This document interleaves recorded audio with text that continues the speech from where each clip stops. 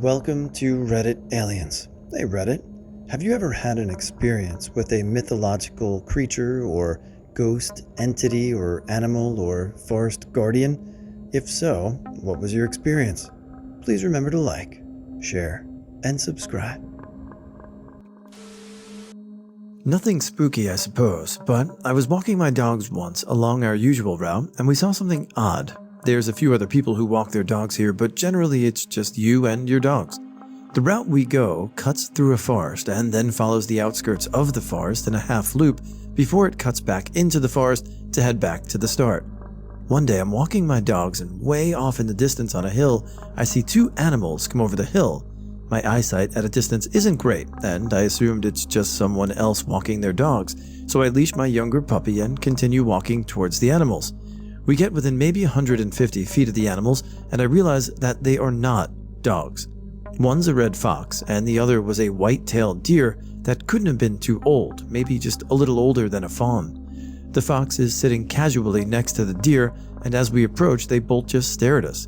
My dogs are both super well behaved and didn't bark, just looked back. After a few minutes, past the fox gets up and walks into the forest, and the deer follows right after at a slow walk. They stayed right next to each other, as far as I could see. The strangest friendship I've ever seen, but it was amazing, and I didn't believe it at first. A couple of years ago, I slept over my sister's house in my baby niece's bedroom. At 2:38 a.m., I was woken up by a small dog getting onto the bed with me and settling itself down to sleep. I reached out to touch it. It was really comforting, but then I realized my sister's dog was downstairs and definitely not little. I reached for the dog again, but it had vanished. Sister told me my niece woke up every night at about 3 a.m., and I've always wondered if it was the little dog. The feeling of it being there was so lovely, I spent the rest of my visit hoping it would come back. There's a lot of feel-good stories here, and this one did make me feel good. Thanks.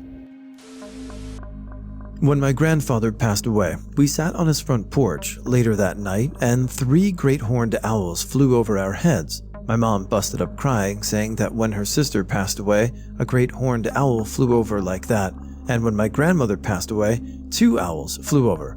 I'm very curious if my mother passed away, the same will happen for me.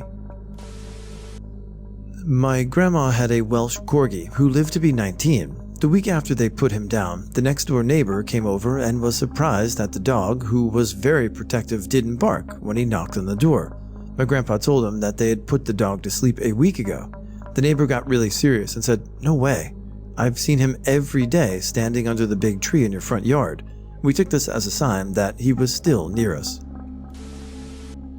When I was living in Western NSW, I was out exploring the area when I saw a kangaroo with unusual markings. It had a white face. A while later, I mentioned what I had seen at the local pub, and everyone got quiet, then quickly changed the subject. I found out later what I'd described was considered a bad omen in the local Dreamtime, and I totally believe it. It gets a little odder. It wasn't a totally white face. It was like a white skull marking. It still had color on the ears, around the eyes, mouth, etc. At the time, we were years into a bad drought, and it wasn't uncommon to find native animals dead in deep mud, presumably after attempting to access water. For some reason, when I saw the roo, I had a mental picture of it face planting into some mud, which had then dried, leaving the unusual markings. In a split second, it makes sense, but when I sat and thought about it, I knew it wasn't mud, but actual markings. Our black chow, Padfield, was hit by a car just before Halloween. Halloween night, I was listening to a podcast of spooky stories before walking downhill to my studio in the dark. The wind was blowing, and clouds were skimming across the moon, and the trees were tossing wildly. I got spooked since we lived way out in the country, plus Halloween, plus spooky stories. I actually felt, then saw Padfield come out of the moving shadows from this place he usually slept and walk me to my studio door. I told him thank you, then went inside and told my husband that our dog had just walked with me down the hill. He said, "Sounds like he was making sure you were okay. We miss that sweet dog. He was a good boy." One time I was hiking in southern Utah along a sandstone ridge when I saw a pair of coyotes trotting along an adjacent ridge maybe 100 yards away. This could have been a trick of the light, confusing perspective, or me being tired, but I swear one of those guys suddenly stood up on his hind legs, looked around, and sauntered down the opposite side of the ridge and out of sight, like a guy going for an evening walk. I just stood there for a few minutes thinking, that was the weirdest effing thing I've ever seen. In the hours before my dad died, he saw his pet dog from 40 years earlier, our cat that died 4 years earlier, and even my pet rabbit that died 4 years ago. He sort of marveled at it all. Even the rabbit is jumping around. She probably shouldn't be in here. I used to live up in New Hampshire and for a brief period of time was having semi-frequent encounters with shadow people. At the time, I had a job where I wouldn't leave work until about 1 a.m. and I lived in a densely wooded area.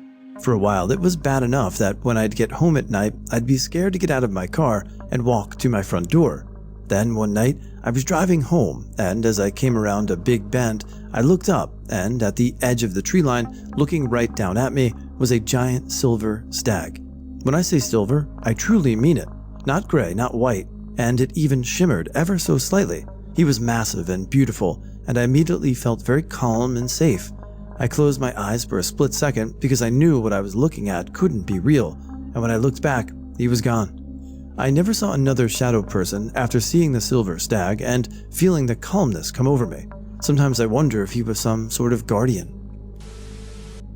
My girlfriend and I had just had her boxer put down after a lingering illness. I had a dream a few nights later of her dog coming into the kitchen and then leaving, and of me turning to my girlfriend and saying, "Did you see that?" In the dream, she hadn't. I was asleep a few nights later and had a vivid dream of her dog coming into the room and jumping up onto the bed, then lying on my chest. I could feel his weight, and I struggled to come out of sleep so that I could see him. I managed to wrench my eyelids open. It's very hard for me to surface from this type of vivid dream, and I could see his silhouette against the dark of the room before he slowly faded. I had 5 other people with me at the time it happened. We were camping in southern Ohio at a private campgrounds. It was about 11 p.m., and we were walking to the pool that was at the front of the site, when all of a sudden it looked like a large black cat, about the size of a mountain lion, was crossing the road about 60 yards in front of us. As it gets about halfway across the road, it stands up and walks like a person into the woods. We were all about 16 years old and freaked out, but being teenagers, we wanted to see if we could spot it. So we all run toward the spot with flashlights, never going into the woods. We never saw anything again, and I'd never seen anything like that before. My family has been going to the same place for over 40 years and has never experienced anything of the sort. Well, considering you were camping in southern Ohio, things could have gotten a lot stranger, so all things considered, not bad. Yes, when I was a kid, my dog got out one night and we never found him again. A couple years later, I was playing in the kitchen and all of a sudden, he was there with me. I got up and he disappeared. I remember having a peace about it. I went to my mom and told her Feifel died. I don't know why, I just knew he had passed. The logical adult I am now thinks I must have been seeing things, but really, it was so clear I can still see it, and the feeling I got seemed so real. When I was a teenager, I went to a 2-day music festival, and while I was gone, my mother decided that was a great time to have the dog I'd had my whole life put down. She was really old, and I knew it was coming, but I wanted to be with her. So needless to say, I was heartbroken, couldn't stop crying, and as I'm laying on my bed, I feel this big whomp, just like when she decided it was bedtime.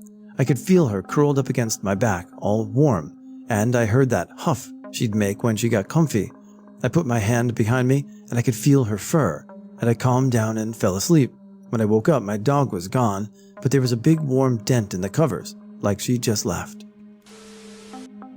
My cat used to run down the hallway at top speed and jump onto the bed every night when I would tell him it was bedtime. The day after he passed away, I turned the kitchen lights off and told the dog it was bedtime, then heard the cat's collar bell and footsteps run down the hall. It happened a few more times and then stopped for years. About 2 years ago, when the dog got sick, it started happening again. Every once in a while at first, and then every night for the week leading up to the day the dog passed away. 2 nights later, I heard the bell and sound of the dog walking across the hardwood floor together. Then nothing ever again. I feel like he came back for his brother, and then they left together. I miss my boys a ton, but I feel better knowing they're still together. One morning, my girlfriend and I were laying in her bed on a cold morning. We didn't have work or school that day because it had snowed. She lived out in the middle of nowhere, like no neighbors for a mile, nowhere. Well, I hear someone right outside the window say, "Get down. They're going to be able to see you if you don't get down." So of course this startled me, and I turn around and I see a guy and 3 dogs right outside walking toward the garage door. So I grab my handgun and go to meet them at the door and find out why they are there. So in those 10 seconds I get outside and no one was there. Right outside our window there were shoe prints and paw prints in the fresh snow. I tracked them down the back of the property, and after about 100 yards or so there were only paw prints. I looked over to my left 10 to 15 yards. There were very similar paw prints that looked like they had come from the forest toward the house. So I tracked those up to the house, and then shoe prints appeared about 25 yards from the house. So I followed them to see if maybe they had gone out the front of the property, but there were none. To this day, I'm not really sure what happened or what was outside our window. Friend is Irish. Her uncle had a sheep farm in the country. One day, he was clearing new grazing areas and came across a fairy circle. He's not the superstitious type, so he didn't think twice about destroying it. This is a big no-no in Ireland. Every single one of his lambs came out stillborn that year. Every single one. He respects the fairies now. A little over a month ago, I had to put my cat down because she was suffering from an illness related to old age. The next day, I was making my bed and I lifted up a blanket fresh out of the dryer, nice and warm, and my beloved kitty was under there. I saw her plain as day, blinked, and then she was gone. I've seen what looked like a bat fly past my head while looking in a mirror. I've seen black cat shapes move into rooms or through a doorway multiple times. I have cats and have had others before, but always black and white. These ones would just be pure black. When I've investigated, there's no cat, just an empty room and hallway. While staying with a girlfriend like 11 years ago now, due to our young age, we were sleeping apart. Parents didn't trust us, of course. I slept in the living room on a pull-out bed. It was the middle of summer. I had hay fever, and there's a window open, so I'm in and out of sleep a lot that night using my inhaler to counter the wheezy chest. One time I wake up, and there's a black cat sitting on my chest, so I stroke it. It reciprocates, then moves to a nearby armchair and beds down for the night. I'd met one cat earlier, and I knew she had 2 cats, and that the second hid from strangers, so I took this as a compliment. It could tell I'm a cat person. Next day I'm introduced to the second cat. It's not black, it's white and ginger mixed. I explain my midnight visit to the friend, and she's kinda surprised, but it's not the first time she's had someone tell her something similar. Her old cat was black, but had passed away years ago. Hope that's helpful. During my sleep paralysis episodes, I used to see this cat in my room just doing normal cat stuff like scratching my furniture and laying around. I would see him pretty frequently too. One day he was scratching my nightstand. I tried to yell at him but couldn't.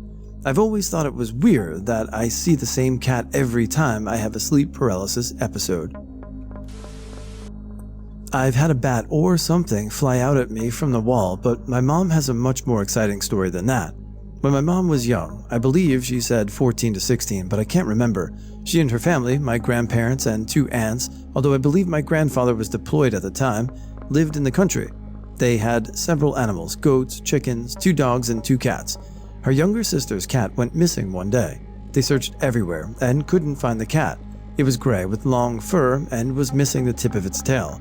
A week later, my mom was doing dishes or something and looked out the kitchen window to see this man carrying her sister's cat, missing tail tip and all, across the yard. She freaked out and yelled for my grandma. Grandma and my mom run out to confront the dude for trespassing and such, and he's gone. Poof. And nowhere for him to be hiding out of sight. And as they're standing there, the cat walks up. When I was a very little kid, my parents and grandparents lived in the same town. If they decided they wanted a night out to themselves, they'd drop us off at Grandma and Grandpa's, where we'd typically be treated to a big Midwestern meal of too much steak, a baked potato, a chopped lettuce with ranch dressing. At the end of the night, we inevitably had steak and potatoes left over, which my grandparents' dog Max loved. Max was a big gray German Shepherd looking dog. Like most farm dogs, he didn't have a breed you could point to on the map, but he had pointy ears, a long snout, and a big deep bark. Every night, me and my sister or my cousins would sleep over at our grandparents' house. It was almost a ritual that we'd take the leftovers out to Max. I should mention at this point that me and my cousins are within 4 years of each other, minus my youngest cousins, who are twins and 12 years younger than I am, and 8 years younger than my sister. I'm the oldest of all of us by 2 years. My grandparents kept Max tied up next to a shed on their property, and he was the biggest snitch on the planet. If me or my cousins did anything on the swing set, slide, tire swing, etc., we weren't supposed to, he'd bark and howl, which would bring my grandma out to shout at us. We kind of had this unspoken rule not to do anything untoward within sight of Max. We loved Max, and would play with him often. He was an old dog, but he was pretty spry by my recollection and loved our attention. He was a big old dog and loved being scratched around his collar, and we loved playing with him even though he was a big snitch. I think I was about 12, the last time I remember seeing him. I had recalled seeing lumps forming around his neck. I don't remember hearing that he died, but we had moved to a house about an hour and a half out of town by that time, and I recall that during the far less frequent trips to my grandparents' house, he was gone. A few years later, my family had a dog that had to be put down due to an infection of a type of worm that lives in the soil in the states that border the Mississippi River. It was a bad death for a good dog. I was bummed as hell and asked my dad what it was that Max died of, I guess hoping it was something cleaner. He looked at me confused and asked how I knew who Max was. I remember we kind of looked at each other for a good minute. I said me and my sister, for some reason I didn't mention my cousins, played with him all the time, and we were definitely old enough to remember him. By this part of my life, I was in the "you still think I'm an ignorant little kid" stage of defiance, so I just assumed he thought I didn't remember a dog I grew up with until a few years ago. He told me that he only had 2 dogs growing up. One was Boots, which my grandparents got while he was in college. However, when he was a very little kid, his parents adopted a farm mutt, which they named Max. To his knowledge, they never had any other dogs. My first reaction was that he misremembered by a wide shot. I was about 16 by this point, so I felt pretty confident that I knew this dog. I described him, unprompted, and my dad confirms that Max was a big gray German Shepherd looking mutt. I go so far as to describe the lumps on his neck, right on his jowls, and he says that he had to be put down because of cancer, which was causing lumps on his neck, right around the time he was going to high school. I asked my grandfather about Max the next time I saw him, and he confirmed as well. Max had been put down in 1973. I was born in 1987. They figured I'd seen a picture of him with my dad and kind of formed a false memory. I mentioned that we used to take food out to him, and my grandpa mentioned that they used to have a compost heap out there that, again, I must have misremembered. I asked my cousin about it at the next mass family gathering. We all remembered Max, but the years were all wrong. It seemed like we knew him at a certain age, around 6 or so, and that we stopped seeing him when we became teenagers. My younger cousin actually asked, "Did something happen to Max?" when we talked about it. My sister, however, did stop seeing him when I did, well before her teenage years, and I should mention that me and her are the only siblings in the family that are close in age. I continued to assume that my grandparents and father were wrong and had the years mixed up, or were just going senile since I was 16 and knew everything in the world by that point. The next year, however, we tore down the shed in their yard, the base of which was a huge concrete slab, which was also where Max was tied up. Once we ripped down the shed, which was built in the early 90s, I saw a very small child's handprint.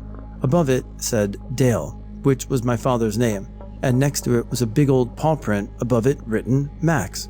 At this point, I kind of accepted that I probably saw a picture of him, made a weird false memory, and spread it to my cousins and sister.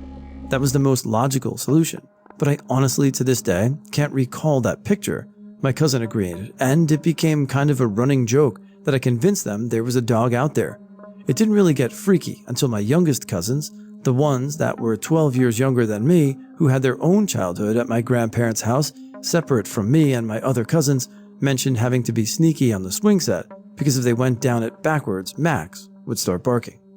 Maybe Max is just a guardian for your whole family, regardless of the generation. This might not count since it's a dream, but it definitely freaked me out at the time. When I was in 2nd grade, I had a dream about playing in my front yard with my best friend, and a hawk flew overhead. She did a pretty great imitation of a hawk call back then, so I told her she should try calling to it. She did, and it flew down and landed on her arm, then turned into a man with shoulder-length black hair and a scruffy beard. As soon as that happened, she disappeared from the dream, and another bird flew down and turned into a blonde woman. The remaining portion was this man trying to give me these instructions for some kind of ritual. As they were leaving, I panicked about a question I forgot to ask and ran into the street where they were standing with massive wings, basically using the street as an airplane as a runway, then woke up. I went to school the next day to talk to my best friend, same one from the dream, and before I could tell her about my dream, said I had the weirdest dream, and she described the exact same 2 people I had dreamt about. Only in hers, it was the young woman giving her instructions. Freaks me out to this day.